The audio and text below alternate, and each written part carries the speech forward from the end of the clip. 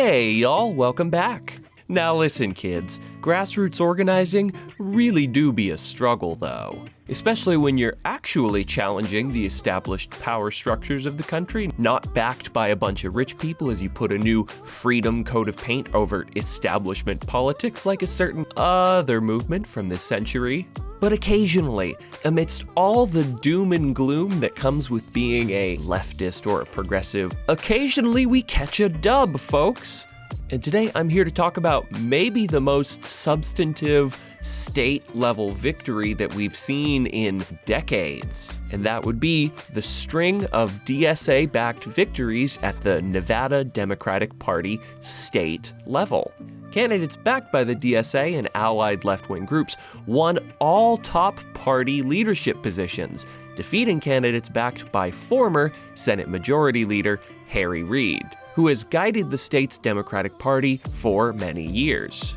As the Nevada's Independent has written, it was a culmination of a long-simmering conflict between backers of Reid's and Sanders, with Sanders winning in a rout. So in general, this is a pretty solid victory. I know there are some folks on the left who aren't too pleased with DSA or think it's too establishment adjacent, but at the very least, and maybe I'm just feeling in a bit of an optimistic mood, this do be feeling like a nice step though. Insofar as even if you disagree with the politics of these people, you can see that this kind of organizing is starting to gain some traction and can win. Now, before you mistake this video as simply a hype train moment, it's important to remember there are some very tough key lessons to be pulled from the victories of the DSA-backed candidates in Nevada. Namely, the fact that the party apparatus just up and fucking quit like a bunch of little crybabies. Outlined here by these lovely writers at The Intercept. Not long after Judith Whitmer won her election on Saturday to become chair of the Nevada Democratic Party, she got an email from the party's executive director. The message began with a note of congratulations before getting to her main point. She was quitting. So was every other employee. The candidates who ran on the Progressive Unity ticket turned around and hightailed it out of there the second they didn't win. Quite a unifying message, if you ask me. And as much as I crave dunking on absolute shitlibs, do not mistake my commentary here for just dunking on them while they're down. This departure en masse of establishment shills is perhaps the most important example in recent memory of how clear it is that establishment Democrats are not with us. They're more than happy to use us to organize for their candidates, as we saw in Georgia and Arizona in the presidential elections this year, but God forbid any of us actually get into power, at which case, they're out of here, folks. No buts about it. And I know this part of the story is a month old now, but would you believe me if I told you these shills aren't done yet? In fact, there's some developments in the absolute audacity of these state party shills. North Las Vegas Mayor John Lee switches parties over socialist takeover of the Nevada Democratic Party. This chucklefuck over here got so mad that people wanted to raise the minimum wage that he just up and completely switched parties. Now, this is not just a statement released, it was an interview on Fox and Friends. And you can already tell from the working class GOP tag in the headline that this is about to be some top tier cringe. So let's get to it. And the Democratic Party you grew up with was the party of the working class, but you don't see that anymore. No, the working class, the working men and women of this country, and also the small business owners are not a part of the conversation anymore. Wait. What the fuck is the fight for 15 if not empowering the working class? What the fuck is fighting for unionization if not the working class? The Democratic Party of his youth would have been the end of the New Deal fading into the end of the Great Society era. Like the policies these DSA candidates are fighting for are the policies of the past, other than something like Medicare for All, which has yet to happen in this country, a damn travesty at that. The things they're fighting for are a return to that party. Unless he means that somehow the Democratic Party that co-signed free trade in the Clinton era is the party of the working class, then sure. But I don't know if that's exactly a party I or really any working class person want to be a part of, one that claimed to be for the workers but sold them out for the sake of moderation. Raising taxes on people who make over $400,000 a year for a couple, or corporate taxes. There are a lot of big corporations out there in Vegas. There are, and those taxes are very important. A lot of taxes are taking out of people's pockets are taxes that we kind of need to run our local governments and stuff. They're not giving any opportunity about families saving for their future, for their children's education. It's all about them and their socialistic values, and that doesn't. What the hell is this framing here? He talks about the federal tax increase like it's taking away the opportunity for state level to increase taxes.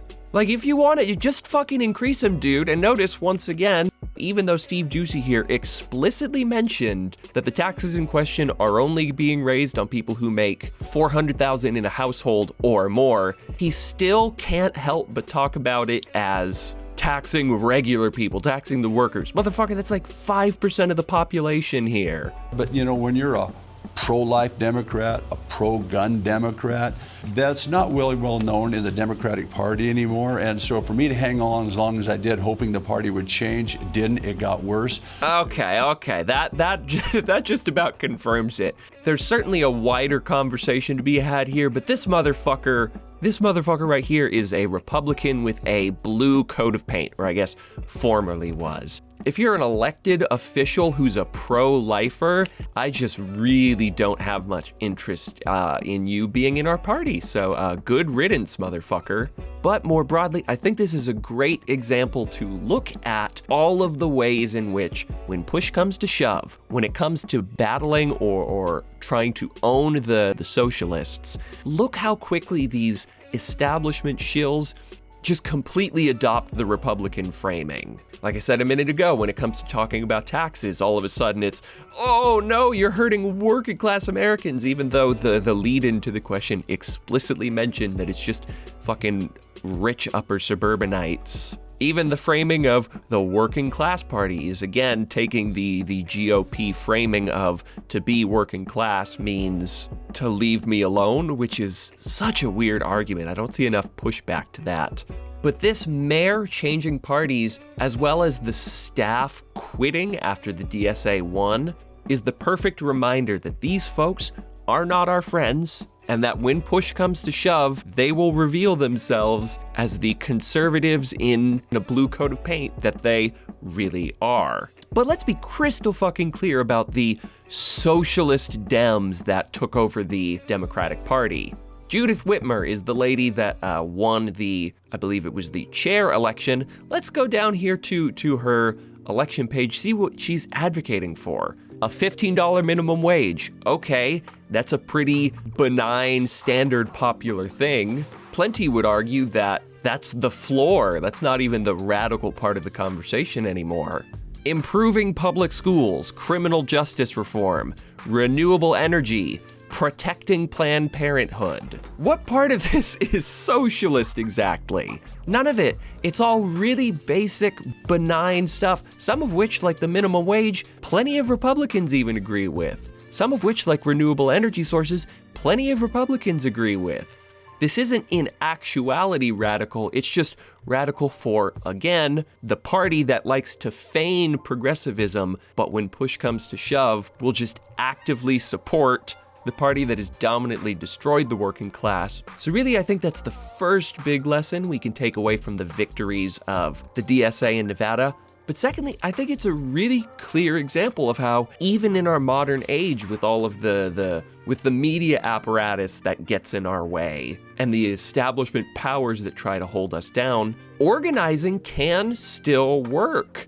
Even if it's minor victories like some vaguely progressive DSA candidates like this lady, winning is possible. Which maybe sounds like a really small step, but you know, to somebody who's a doomer 90% of his waking moments alive, it's nice to know that victory can be achieved. Now, it's impossible to talk about the victories of the Democratic Party in Nevada without talking about its unique population situation. If you look over here at the list of states ranked by the percentage of the population concentrated in one county, Nevada has the highest population concentrated into one county.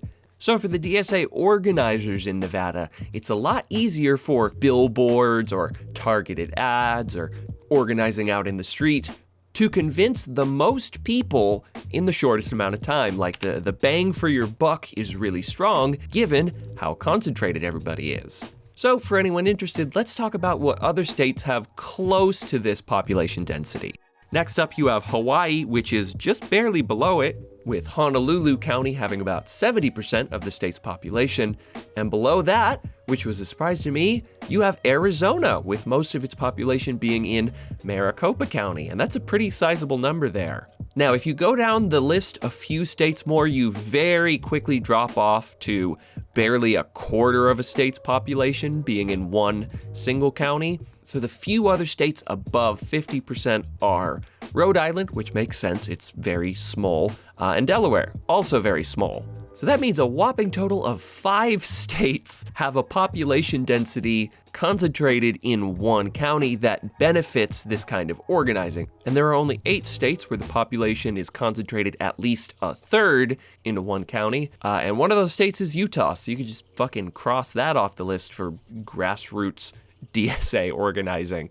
But do not take this trend as a moment to consume the doomer pill or anything. The fact that the populations of these states are spread out a little bit more is not a moment to say that grassroots organizing cannot work. In fact, Vermont, which only has the 16th highest concentration of citizens in one single county, has probably the most well-established state-level third-party operation with the Vermont Progressive Party. The Vermont Progressive Party is so effective, in fact, that it backs not only federal and statewide candidates, but it has statewide legislatures, and the lieutenant governor is at the very least backed by them, if not actively running on the Progressive Party ticket. So effective, in fact, that the Vermont State Senate has 2 Progressive Party members and the House of Representatives has 7. While it's a marginal amount, that's pretty rad in terms of, baby steps and all that. So let the Vermont Progressive Party be a reminder to you that you do not need a hyper-concentration of your population like is present in Nevada. You can still find ways to make the organizing work no matter where you are. So in general, I think another one of the lessons we could take away from the victories of the Nevada state-level Democratic Party is that it's really important for, like the Tea Party did about a decade ago, us to focus on state houses and local city chapters, not just the federal level, which is nice but has its clear media-based and moneyed interest-based limitations, but also that we can start to think about focusing our efforts on big counties, not just big cities. And I know sometimes those go hand in hand, but as shown here, I would never think that Honolulu, Hawaii would be quite as apt a place for organizing as its population density suggests. Same goes for Rhode Island and Delaware. So also, this is a great moment to talk about how maybe there's an advantage to be had in focusing on the small states. Like, obviously, it would be great to flip California, but a small state like Vermont might not have the same moneyed interest as some of these larger population centers. But yeah, generally, I think this is a great moment for electoralism, which, again, shouldn't be the end-all be-all of our efforts, but is at least helpful in some way. It's a neat little moment amidst the sea of doomerism. And I think there are some important lessons we can learn as far as who our real enemies in politics are and what kind of places we can focus our efforts on. So yeah, thanks for watching, everyone. If you liked the video and want to support me, the first thing you can do is toss me a like and subscribe down below.